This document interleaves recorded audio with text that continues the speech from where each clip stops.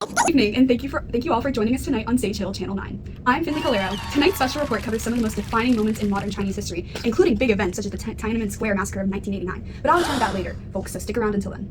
We will cover the Great Leap Forward, one-child policy, and the Cultural Revolution. While interviewing everybody for the broadcast, bigger events tied all of these events together, and while both the Cold War and decolonization played major roles in all four events, I made sure to narrow it down to one to keep tonight's broadcast short. The Cold War had a significantly bigger impact than the decolonization on all four events, as it shaped China's political decisions responses to global pressure. Thank you, Finley. I'll take it from here. My name is Aiden, and I'll be bringing you the report of the Great Leap Forward, which lasted from 1958 to 1962. In 1958, Mao Zedong, the leader of the Communist China, launched one of the most ambitious and disastrous economic campaigns in history, the Great Leap Forward. Mao's goal was to transform China from an agrarian society into an industrial powerhouse in just a few years. This policy would radically change Chinese agriculture and society. His plan was focused on two main elements, which were the creation of massive people's communes, where farming was collectivized, and the construction of backyard furnaces that produced steel. Mao believed these efforts would propel China to greatness, but the result was the opposite. The communes were inefficient, and forced collectivization led to widespread crop failures, causing a famine that claimed an estimated 20 to 45 million lives. Despite these outcomes, Mao's government continued to promote the initiative and hid the scale of the famine through falsified reports and suppressing local criticism. By 1962, the policy was officially abandoned, but the damage had been done, revealing the dangers of radical economic planning and top-down control. I will now interview somebody who was a participant in the Great Leap Forward. What were your first impressions when the Great Leap Forward began in 1958? At first, it was exciting. The party told us we were building a new China, strong, equal, and prosperous. We formed communes, shared everything, and even tore down our kitchens to eat in communal dining halls. We believed it was the future. What was daily life like in the communes? Very regimented. We woke before dawn and worked until after dark, digging irrigation canals, smelting steel in backyard furnaces, planting crops. Meals were served in the commune hall. At first, there was enough food, but by the second year, the portion shrank and the food became watery porridge. So could you describe the famine? It was like a slow death. The grain we harvested was taken by the state based on inflated production numbers. Our local officials were terrified to report the truth, so they claimed we harvested double or triple what we had. Once the state took its share, we were left with nothing. I saw neighbors eat tree bark, clay, even their own leather shoes. Some villages resorted to even darker things. Entire families died in their homes. By 1960, over half of my commune had perished. So was it possible to speak out or resist at all? No. If you questioned the system, you were labeled a rightist or counter-revolutionary. One man in our commune complained about the starvation. He disappeared the next week. We later heard he died during a struggle session. And how did the Great Leap Forward change your view of the party? Before, I believed completely. After, I still feared them, but I no longer trusted. We had believed we were sacrificing for a better future, but we were deceived. So many died, millions, and for what? Yeah, that must be hard. So looking back, what message would you want future generations to understand? Don't follow blindly. Question those in power, and never allow fear to silence the truth. Thank you. The other topic that I'll be talking about is the one-child policy, which lasted from 1979 to 2015. After decades of rapid population growth and chaos of Mao's campaign, like the Great Leap Forward, China faced major and social pressure by the late 1970s. In response, the government launched the one-child policy in 1979. Under Deng Xiaoping's leadership, the goal was to limit population growth so China could modernize more effectively and align with the broader shift in Unit 6 from state-led revolution to state-led reform. This policy limited most families to one child, enforced through government quotas, financial penalties, and even forced abortions or sterilizations. Families who followed the rule received benefits like better jobs, housing, and access to education. While the policy reduced birth rates significantly, preventing an estimated 400 million births, it also caused major social problems. A cultural preference for boys led to gender imbalance, and the shrinking younger population created a burden on elder care as China aged rapidly. 2015, China replaced the one-child policy with a two-child policy due to these negative effects. I will interview someone who lived during this era.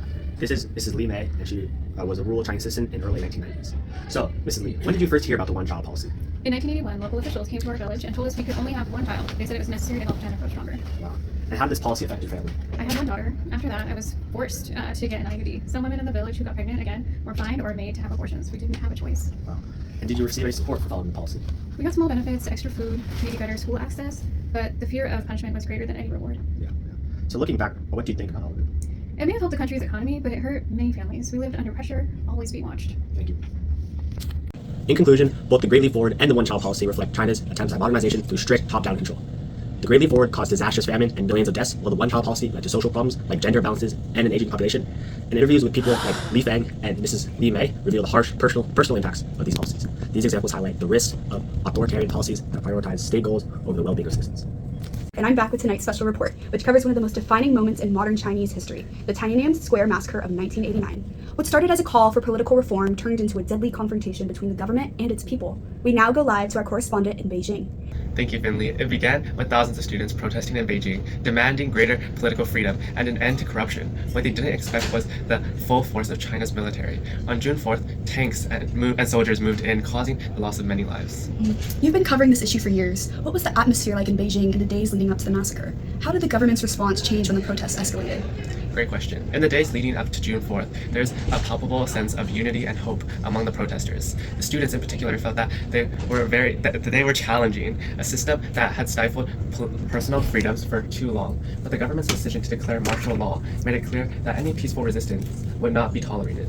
As the protests grew, the military was mobilized and tensions skyrocketed. The initial response was to try and intimidate protesters through a heavy police presence. But as protests spread across the country, the Chinese government ordered a full-scale military intervention to quell what they viewed as a threat to national stability.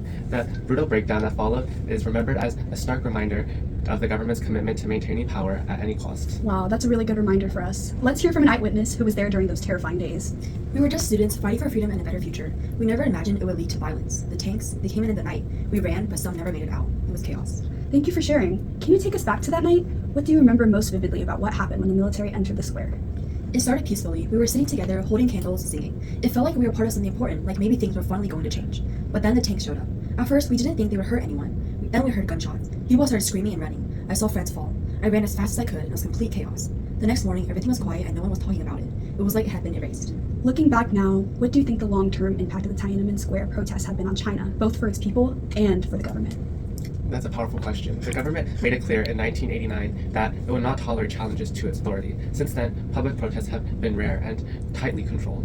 Censorship around Tiananmen is extremely strict, and most young people in China today don't even know what happened. But beneath the surface, the memory still lingers. It changed how people think about the risks of speaking out, but it also inspired generations of activists and reformers around the world. Even if the government erased it from textbooks, it hasn't disappeared from history. The impact, for me, it was a loss of trust. We believed in change, and we believed they might listen, but the violence shattered that. A lot of people became afraid to speak. You see the effects today in how people avoid political conversations.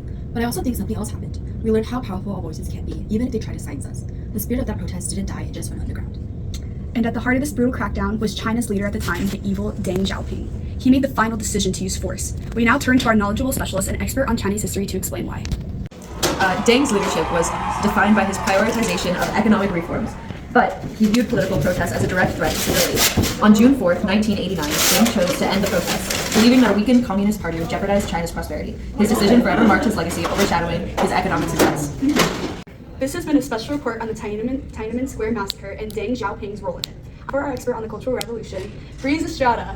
Thanks, Finley. I'll be talking about the Cultural Revolution. The Cultural Revolution has been going on since 1966, and it was introduced by Mao Zedong. Mao believes that the Chinese Communist Party is jaded with ideas of counter-revolution, and he wants to start his own revolution to suppress any thoughts that do not fit into his ideology. His main target with his new plans is young people, who are more impressionable and easy to mold, especially young students. He includes them to aid him in rebelling and overthrowing any counter-revolutionaries. These students that he targets are famously known as the Red Guards, and they help him destroy what he calls the Four Olds. The Four Olds are old ideas, old culture, old customs, and old habits. So essentially any tradition they had in their country before they took over. We're now turned to Liu, an intellectual who has studied Mao's intentions with his Cultural Revolution. Liu, can you give us a summary of Mao's ideas of the revolution and where he is going with it? Thank you, Breeze, for that warm introduction. From what I've gathered, ever since the early 1960s, tensions with the Soviet Union have convinced Mao that the Russian Revolution has failed to do what it set out to do, and this made him angry. He is worried that China is doomed to follow the same fate that Russia did, and he started to think about the programs that were led by his colleagues to bring China out of the economic depression that was caused by the Great Leap Forward. He started to worry that this was a sign of their commitment to the revolution starting to weaken, and above all else, he started to be afraid of the urban social stratification in this country that was so traditional. Now that the revolution is over, could you explain some long-term consequences that were caused by it? Well, the Cultural Revolution was officially marked as over after Mao died in 1976. Even though it mostly bypassed the people who lived in rural areas, the Cultural Revolution had massive consequences for China that will still be present in China for years to come. To begin with, there's a big decline in China's population due to the persecution of the lower class. People who associated themselves with traditional Chinese culture, and people who thought they were disloyal or even gave off a feeling that they were disloyal. There were a lot of deaths caused by the government because Mao's goal was to wipe out all the class enemies. He had to secure the success of his revolution. In addition, temples, artifacts, and much more ancient art were destroyed by the Red Guards. This caused a big loss of cultural heritage in the country. Liu, I'm so sorry for what your country's been going through. It seems like the consequences for your country have been pretty massive. What a sad time it is for Liu, but for now I will turn my attention to focus solely on Mao Zedong and his rise and fall, all the way from his birth to his death. The most recognizable thing is he was known as establishing the People's Republic of China in the year 1949. He was also the leader of the Chinese Communist Party, the CCP. And from Liu, it is apparent that he had major political influence while he was alive. We will now turn to Li Hua, who is the mother of one of the former Red Guards, and she was ostracized by her own son. She has done some research for us and has taken a break from her normal teaching job to inform us of Mao's past and how he has influenced China apart from the Cultural Revolution. This has got to be one of the most welcoming experiences that I've ever had. To begin, with many things that Mao Zedong did to my country, I want to start with his establishment of the People's Republic. I believe that he did this on October 1st of 1949. At the time, he was also the chairman of the Chinese Communist Party, and he proclaimed the new state, which was formerly called the Central People's Government, at a ceremony in Tiananmen Square, which was previously mentioned, or will be mentioned. This event is marked as the beginning of the communist era in China, which is still present today. That is some insightful information. Thank you so much. Do you have anything else that you'd like to share? Yes, Breeze. There are two more things I'd like to add on. I want to briefly say how his intervened in the Korean War, for even though it is not very similar to my previous topic, I thought it might be interesting to share since we are focusing on Mao.